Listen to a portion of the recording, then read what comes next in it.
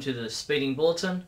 My name is Steve Younis from supermanhomepage.com, and this is all the Superman related news for the week May 30th to June 5th, 2008.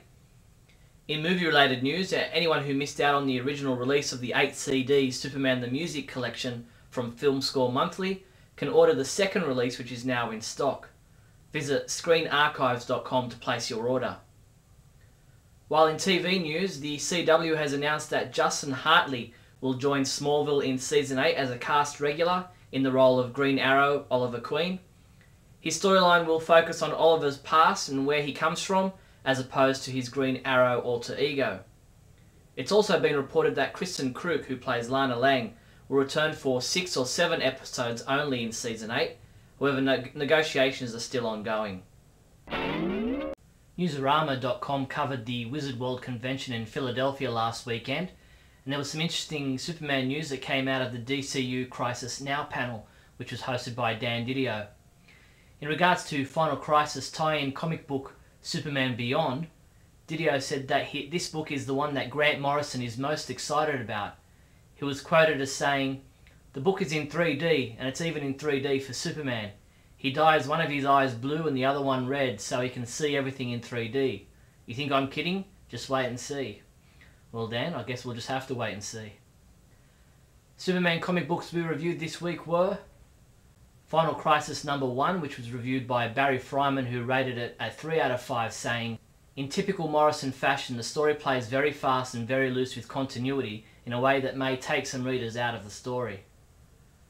Neal Bailey reviewed Action Comics 865, saying, "This is about as close to a perfect Superman story, non-event, as you can get," and he gave it a 5 out of 5. Neal also reviewed All-Star Superman #11, giving it a 5 out of 5, saying, "This is an incredible story and worth waiting for." James Lance once again stepped back in time to review Action Comics 493 from March 1979, which contained a story titled The Metropolis UFO Connection, which James rated a 5 out of 5, saying, "I wish more comic books were like this one." Superman comics shipping this week from June 4th include Infinity Inc. #10, Justice League Unlimited #46, Justice Society of America #16, Supergirl #30, Trinity #1, Infinity Inc. Volume 1 Luthor's Monsters trade paperback, and Legion of Superheroes 1050 Years in the Future trade paperback. Neal Bailey will be attending the Spokane Comic Convention on behalf of the Superman homepage this weekend.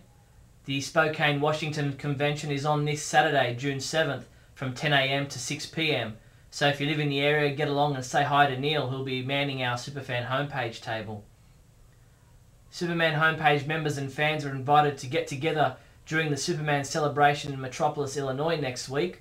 I'll be there with Neal Bailey, Michael Bailey and other members of the Superman homepage staff, so come along for the meet and greet on Saturday, June 14th at 4:30 PM behind the Superman statue and say hello.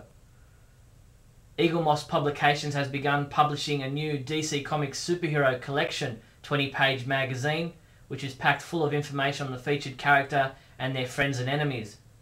Each magazine comes with a hand-painted lead cast figurine of the featured character. Issue #1 featured Batman, while issue 2 is the Superman issue and figurine. The offer appears to only be available to UK and European customers, as this is a UK-based publication. Superman homepage reviewer James Lance continues reviewing story arcs from the 1940s Superman radio series. This week he reviewed the Radar Rocket story, which was a crazy tale of Jimmy Olsen getting stuck on the moon. The Superman homepage Super Trivia quiz was updated this week.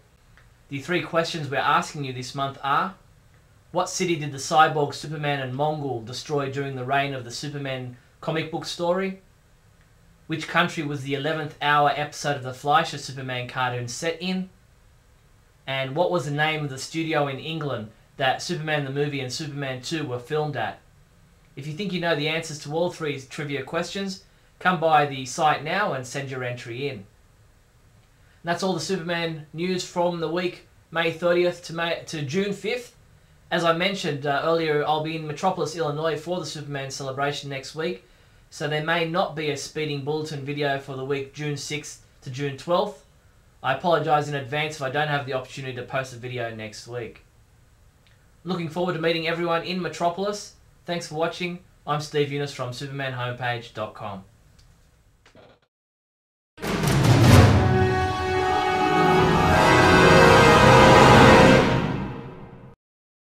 Hello and welcome to Bailey Planet. Turns out today we have the first issue of the floppy known as Final Crisis 1. I went with the Commandi/Anthro version, with the man with the stick with the pointed rock in it on the cover, and the pictures of Superman, Batman, and Wonder Woman. It opens with a very manly page. Man! Then it shows that man fighting Metron, who wants to give him knowledge, and moves on to a fight between Vandal Savage and a bunch of cavemen. Moves on to Dan Turpin, who goes from the SCU to being a hack private detective. Okay, alright, I get the metaphorical analysis there. And then, all of a sudden, nobody knows about the New Gods being dead, despite Superman being there for the whole issue, or for the whole series. And then we have Maria! The death of the Martian Manhunter. That's right, I just spoiled it for you. But it's okay, because it's over real quick. Yeah. You got Darkseid as a bald black man in a club, releasing the Children of the Corn, and the Hall of Justice, the bleed drains on the multiversal orrery. That doesn't sound like a Grant Morrison conjuration. And you have, well, a guy drawing in sand. How is this an event? Well, to me it's not. To me it's kind of a quirky Grant Morrison miniseries so far. I want to give it a shot, but I'm very, very distressed about the death of the Martian Manhunter in such a throwaway kind of way, especially since he's one of those characters in DC that with being written by someone by, like, say, Jeff Johns or a Greg Rucka or someone who understands the character, could probably bring him back and revitalize him, because the dude was more powerful than Superman. So yeah, that's not very impressive so far.